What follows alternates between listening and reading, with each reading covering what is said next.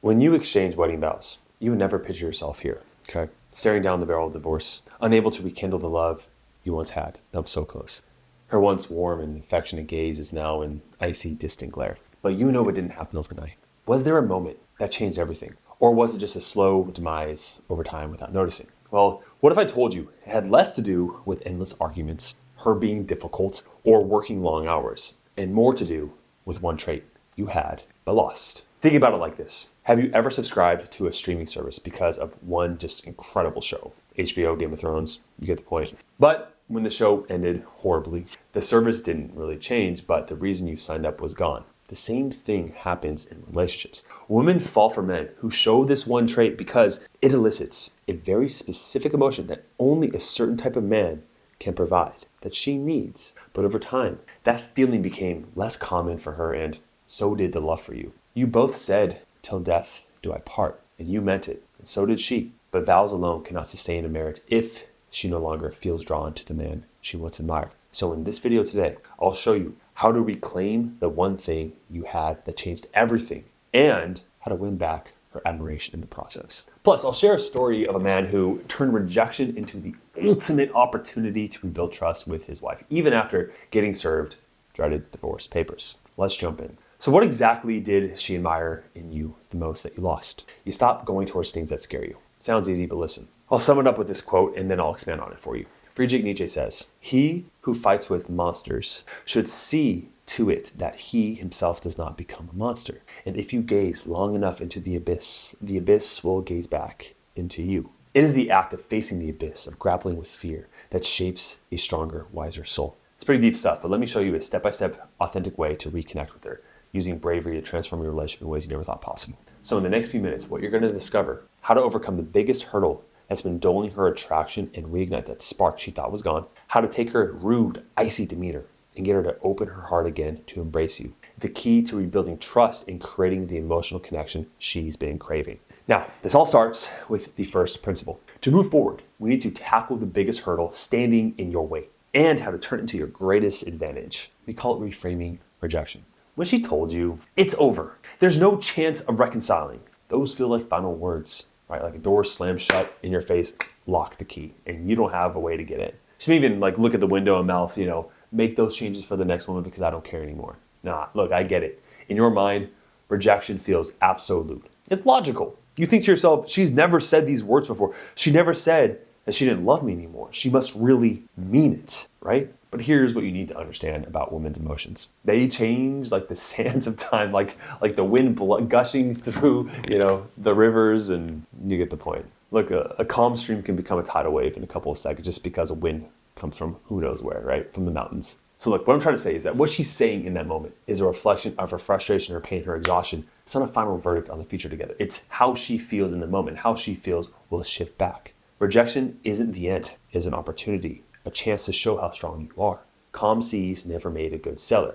And like I say often on this channel, when you change her mood, you change her mind. And that doesn't mean convincing her with logic, by the way. It's about looking inward and reclaiming the authentic bravery that sets you apart, the thing that you used to have. If you let rejection control your moves, you lose. But when you learn how to stand firm in who you are, even when faced with stinging words, she starts to notice something different. One of my clients, Matt, got served divorce papers from his wife, but he referred to himself as hard-headed and wasn't giving up on his marriage. Now, Matt's story is powerful, and I'll share a link to his video at the end of this one. But what I want you to understand is how he reframed rejection. He fought for his marriage, but in a specific way. It wasn't until later that his wife thanked him for fighting for them. When all this began, I'd looked her in the eye then and told her, "I don't care what you do with any of this. Like, I was born hard-headed for a reason. I'm going to use it to work on this marriage and make this work." So, of course, she didn't want to hear that then. She's thanked me now for hanging in there and doing, working for the right thing. But now, there is a study on rejection sensitivity in romantic couples. Research shows that the fear of rejection triggers heightened sensitivity, making us misinterpret emotional outbursts as permanent decisions, right? Okay, stick with me. Not only that, but let's be honest. Her words have a finalizing ring to them, right? Like, I can see it in her face. She's never given me that look before. But further studies reveal that rejection sensitivity doesn't just change how we see our partner's actions, it also affects how we act. It can lead to things like jealousy, pulling away, or trying to be too hard to please. These behaviors, okay, what they do is they make it even harder to rebuild trust, closeness, creating a cycle of just distance that continues to grow between the two of you. But when we work on handling the sensitivity, we can break that cycle and become more resilient in the face of our emotional ups and downs. That steady rock, that guy that's just like, okay, I hear you. I get it. No, I totally understand. But in your head, you know that like, okay, this is not final. But how do we do this, right? Reframe rejection as feedback, not finality, an opportunity. All it takes is shifting your perspective, right? Understand that rejection often reflects her emotions in the moment, not a permanent verdict. Her feelings shift like the sands of time. So therefore, your stability in knowing what is true for both of you brings her back into your frame. Remind yourself, this isn't about my worth. It's about her feelings right now. By the way, always try, as a little side tangent, a little technique here, always add I feel to the beginning of each sentence she says and right now, right? Instead of saying, oh my gosh, I don't love you. It's, I don't feel like I love you right now. See the difference? I want you to treat this as a mindset. It's not something to say out loud to her, by the way. Don't say, oh, I think you feel this right now. Don't do that because she will double down, okay? It'll just piss her off more. And yeah. Just know it in your own mind. That's what you're adding on to each sentence. That is, she's saying when she's apathetic, hurtful, angry, whatever it is masking her pain, okay? Now let's dig deeper for a moment. Most guys who struggle with rejection sensitivity, we can trace it back to the deeper fears rooted in the past experiences we have with our parents or previous marriages or girlfriends, whatever. Fears of abandonment often stem from childhood. Times you felt neglected, overlooked, parents, caregivers, or peers. It's a very common thing you probably have some type of awareness around. Likewise, feeling inadequate may trace back to moments when you believed you just weren't good enough, whether in school, sports, early relationships. I remember I was always picked last for like the teams, and it really got to me. These old wounds make rejection hurt more than it should because of the previous experiences of being like, that wound is there, right? It's sensitive. So when she criticizes you, it doesn't just feel like criticism of your behavior. It's like she's criticizing you not being good enough. Recognizing this link, it really separates you from the pain in the present moment. That's not really about her, it's about your own stuff. If there was no trigger to pull, she won't be able to pull it. You see what I mean? You need to figure out and look within yourself, where does rejection start from? Where did I first feel rejected and how? And what was it? What was the story I was telling myself back then? And then recognizing yourself what that emotion is, and then don't react to it, okay? Allow yourself to feel it fully. When you feel rejected or hurt, don't run away from it. Allow yourself to sit with that emotion and then it'll dissipate. By trying to run away, it just embeds itself into your psychology, okay? Into who you are, and it doesn't go away. It grows when you ignore it, okay? Rejection is not your enemy. It's a compass pointing you back to the man that you're always meant to be, okay? So start to reframe rejection that way. Start to reframe challenges in your life as opportunities to show who you really are, okay? Now, we'll dive deeper into the role of fear later in this video. But the second point tackles something critical that really keeps many men stuck in creating more friction with her. Transforming this area doesn't just resolve tension. It becomes the gateway to reigniting attraction and respect within her. I call it the comfort cage. Now I want to tell you a story really quick. Once there was an explorer who thrived on adventure. Every peak he summited and every river he crossed made him feel unstoppable. His courage and curiosity seemed limitless until one day he came to the edge of a dense, shadowy forest. The trees loomed tall, blocking out the sun, and the air was thick with an eerie stillness, the energy. You could just feel it. And as he stepped into the forest, he began to hear faint noises, branches snapping, loud growls, low growls in the distant, whispers carried by the wind. For the first time in his life, fear crept into his mind. What if I'm not ready? What if I don't make it through? Panicked, he turned back, and just outside the forest, he stumbled upon an old, abandoned house. It felt safe, warm, and just solid. Everything the forest wasn't. He told himself it was just temporary, a place to regroup before continuing his journey. A few days went by, and then weeks, and then months. The house, which was meant to be a short-term refuge, slowly became his home. He fixed it up, fortified the doors, and stayed inside where he was safe. Years went by. The tools he once used for exploring were collecting dust. His maps, once filled with ambitious plans, faded and yellowed on the walls. The forest never really stopped calling, though. At night, he could still hear the sounds, branches swaying, the distant growls, but now they terrified him. The man who once faced the unknown with fearless determination had become a prisoner of his own safety, until one day a storm rolled in, shaking the house to its core. The walls groaned, the roof began to leak, and for the first time he realized the safety he had built was fragile. A false sense of security. Looking out the window, he saw the forest not just as a place of danger, but as a challenge he was meant to face. why he was here on this planet. It was alive, teeming with possibilities he'd been too afraid to see. The house, once his refuge, had become his cage. If he stayed, he'd lose the explorer he once was forever. With trembling hands, he dusted off his tools, grabbed his map, took a deep breath, opened the door. The forest still looked as dark and uncertain as before, but this time he stepped forward, took action anyway, because he remembered being an explorer isn't about the destination. It's about the courage to keep going, no matter how uncertain the path. And the moral of this story is that fear and comfort are two sides of the same coin. Fear drives us to seek safety, but when we cling to comfort for too long, it turns into captivity. Breaking free takes courage, and not everyone can do that. It doesn't eliminate fear. It has you face it, and a willingness to leave the illusion of safety behind, to rediscover what it's truly meant to live. I hope you could see that for many men, their marriage and their wife has been that house, and right now it's falling apart, and they need to go into the forest on a journey to become the man to gain these tools to save it. I feel like I'm still learning, and I still am. Like I'm still reading. I'm still, I periodically do still go back to the coursework. I still have like 3 BIAs that I talk to. Just it's like it's continuous work. And I think talk about the rose-colored glasses. That's the rose-colored glasses being pulled off. You don't just get to sit on your laurels. You have to work at this consistently. And that's tough. You took the words out of my mouth. I was gonna say, like, well, the fact that you're in that mindset is why you're not gonna, like, I'll say screw up, but like, that like complacency is what caused her to drift away, right? Mm-hmm. And that's true for every man. So the fact that you're saying I'm not done, right? There's still work to be done, even though she's back in the home. That's why it's not going to happen again. And to fall in love with this process, as you just heard, fall in love with the process of being yourself, of learning more about yourself, facing fear. That is the most attractive thing, because as you grow, she gets to see that, okay? Now let's look at understanding her pushback. It's not just fear or comfort working against you. There's another dynamic quietly eroding intimacy and connection with her. Let's look at it from her perspective. Now for women, what keeps the spark alive isn't just the present, it's the idea of what's next. Dopamine, I'm sure you know well about it, the incentive molecule. We are driven when we have more dopamine. It doesn't spike when we achieve something. It's released in the act of pursuing it.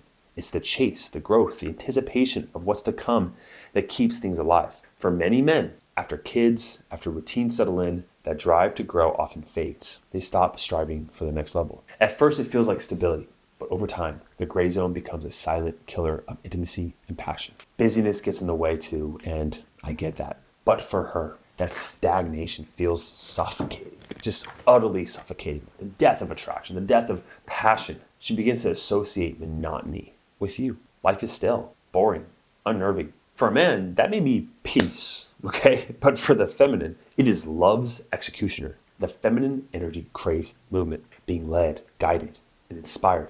Without it, it becomes disconnected, segmented, fractured, frustrated, emotionally dead. That's why the status quo isn't enough. The relationship needs momentum. But regaining that momentum starts with a deeper understanding of fear and its hidden impact on the relationship. Earlier, we explored how the fear of rejection, abandonment, and inadequacy can shape the way you interpret her actions and words. Now, let's take a closer look at an even more subtle way fear can creep into your marriage and how addressing it will drastically shift the dynamic of the relationship. You're also going to hear from a former colleague who once helped countless husbands really flip fear on its head. Let's talk about how avoidance erodes trust. Now, fear doesn't always scream. Sometimes it whispers. It doesn't just show up in obvious ways, like feeling rejected, hesitating to jump out of a high diving board, or freezing before speaking in front of a crowd, which been there, done that. It hides in the quiet moments when you avoid conflict, bite your tongue, or stay silent to keep the peace. At first, avoiding those hard conversations feels like a safer choice. You tell yourself, why rock the boat?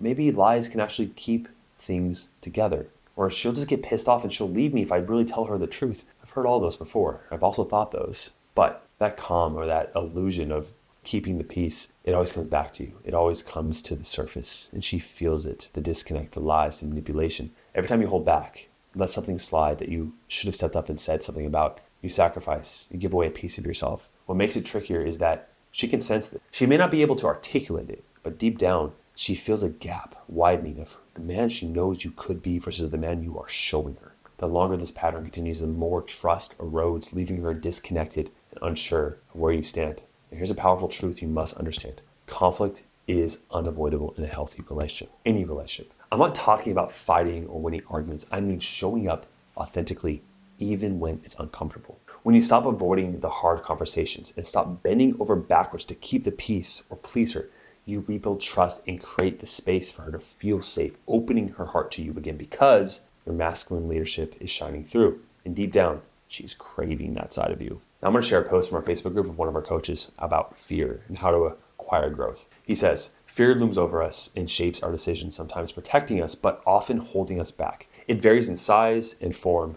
Fear for safety, fear of abandonment, fear of failure, fear of judgment, fear of losing control. But ask yourself, what are you really afraid of? Like truly, when you feel anxious, what are you trying to escape? Or what are you trying to protect yourself from? If you keep running from that avalanche of fear, you'll eventually tire. The best approach is to turn around and face it. Operate out of love instead of fear. When you do, you can't go wrong. Failure shows you what not to do. Success shows you what you should do. Recognize your patterns. Identify the fear as the root and fight it. Round by round, you'll grow.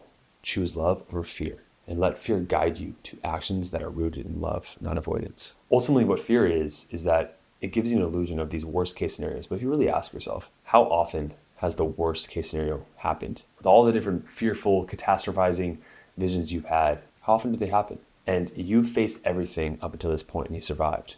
So what makes you think you won't survive the next thing? And every hard thing you faced made you stronger. How is this any different? The next time you feel anxious, I want you to dive deep into really assessing the root of what you're really afraid of. What are you trying to escape? What are you defending yourself from? Operating out of this abundance mindset instead of a scarcity mindset of fear will help you lead you into a pattern of making decisions that prompt you to keep running toward things, okay, instead of away from it. The way you can proactively overcome fear is to notice patterns in your life. Become more aware of deeply rooted fear, right? What you're really afraid of. What is the true thing that you're just not facing? Don't know how you feel about Tom Cruise, but the Mission Impossible, series with Ethan Hunt, that's Tom Cruise, right? Showcases the perfect balance of courage and necessity. The movie Ghost Protocol, that one, I think there's like so many of them, but Ghost Protocol, when he's in Dubai, there's that memorable scene where Ethan, or Tom, is scaling the Burj Khalifa, the tallest building in the world. With the clock ticking, Ethan and his team are running out of time to execute a critical plan to stop a nuclear threat.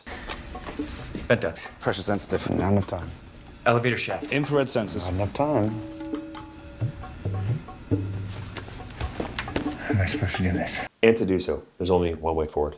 Ethan has to climb the outside of the skyscraper, hundreds of stories above the ground to access a secure server room. Despite being visibly reluctant and clearly aware of the enormous risk, he doesn't let fear paralyze him. Ethan doesn't waste time arguing, overthinking, or avoiding the task. He steps up, secures his gear, and starts climbing. This scene highlights an important truth. Fear doesn't have to stop you. Sometimes the only option is to push forward and do what needs to be done, no matter how daunting it feels. Remember the iconic 90s band No Fear? Most people don't, it's fine, right? Well, this isn't about being fearless. It's about taking action despite fear. That's what makes us human, okay? No one gets rid of fear. It's always there, but you can only access your courage by facing fear. So when she's pulling away, when the future feels uncertain, when she says words to you she's never said before, or when the weight of the situation feels so overwhelming, just see what you have to do and do it. The best practical strategies in transforming your fear into fuel for connection, well, we're going to explore that in the final part of this video. But first, one of the biggest fears that you may have is setting up a call with our team, not knowing what to do next. That's why when you get on the call, we'll tell you exactly what to do. Find the link down below. Think back to a time when you first met her. What really drew her to you was confidence. It was your willingness to face challenges head on. Authenticity is about leaning into fear and using it as a guide towards growth. Look at fear as a signal showing you exactly where you need to step up. So how do you transform it into fuel? You got to name your fear. Write it down, because the greatest trick the devil ever pulled was convincing the world he didn't exist. And if you ignore your fears, they don't exist. But when you see them head on, what they look like, you can then fight them, right? You have to identify them. So name what those fears are. Write it out. For example, are you afraid she'll get mad if you express how you really feel about an issue? Are you worried she may reject you if you try to show your vulnerability? Or if you really tell her the truth about certain situations, are you afraid she's just going to up and leave? Okay? Getting specific helps you see the fear for what it really is. Just something you're creating in your own mind. You don't know what's going to happen. And instead of seeing conflict as a threat, view it as an opportunity to deepen your connection. Conflict doesn't have to mean the end of harmony. It can be a bridge to better understanding. For instance, when you approach a tense moment, remind yourself, this is a chance for us to work through something together and come out stronger. Don't forget to use I statements when expressing your feelings, right? I feel this way about this thing, right? I feel disconnected to you when we don't talk, etc. Don't focus on you language because that'll make her defensive, okay? This keeps the focus on your own emotions rather than placing blame, making it easier for her to listen and engage without being defensive. Make sure to set goals of action.